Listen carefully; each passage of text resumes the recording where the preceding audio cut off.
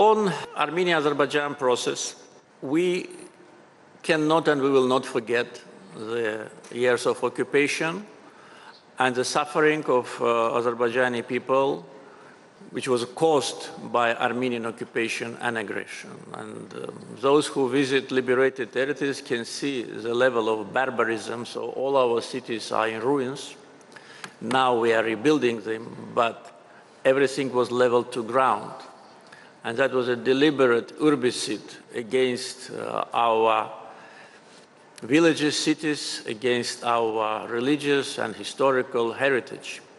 So they demolished 65 mosques, and in those mosques which were half demolished, they kept pigs and cows in order to insult the feelings of not only Azerbaijanis, but all the Muslims in the world. We will not forget that. We will not forget genocide of Khojaly, when Armenians killed 613 innocent people, more than 60 children and more than 100 women. But at the same time, we need to look to the future, and we need to have peace in Southern Caucasus, and that's why Azerbaijan was the initiator of peace process. Actually, Azerbaijan was even the author of the draft peace agreement, which today is being discussed between Azerbaijan and Armenia and largely agreed. So most of the paragraphs have been agreed. So our fight was a fight for justice, for international law, for our dignity. We implemented UN Security Council resolutions, which remained on paper for 27 years and would have remained for more 27 years more if we did not liberate our land by force. And here we come to a very important factor, that sometimes you have to use force to achieve peace and to restore justice.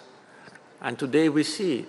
We see how the European Union is trying to change its policy towards building strong military potential. We see other countries concentrating their resources on building military potential and infrastructure. We've been doing that for at least 20 years, since 2005, and created a strong army which liberated our territory and put an end to separatism and separatists. So today, full restoration of territorial integrity and sovereignty is a demonstration not only of the strong will of Azerbaijani people, but also is a demonstration of international justice.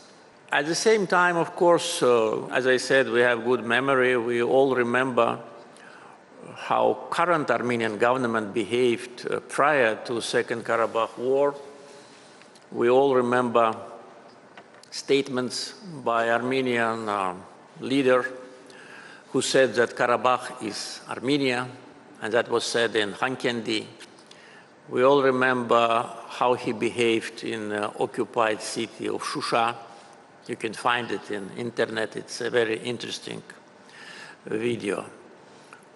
Today, some European bureaucrats try to present Armenia as a dove of peace, but they forget what this current government was doing.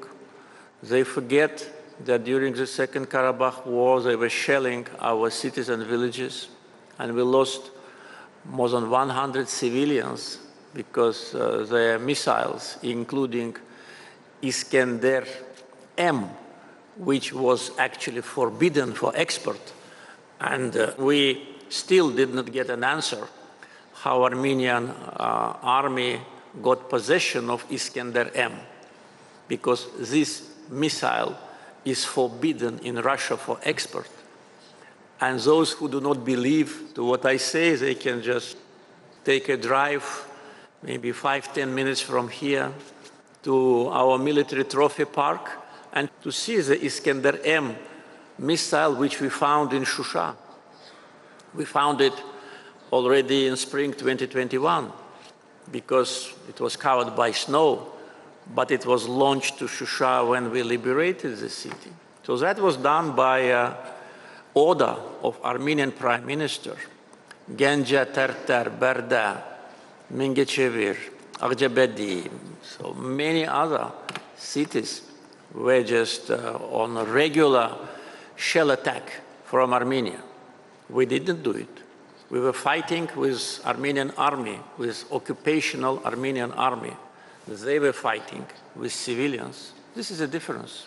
And the same was in First Karabakh War, that they created the so-called buffer zone, but actually they called it like that, but that was occupied territory. They expelled hundreds of thousands of Azerbaijanis, conducted ethnic cleansing. We will never forget it.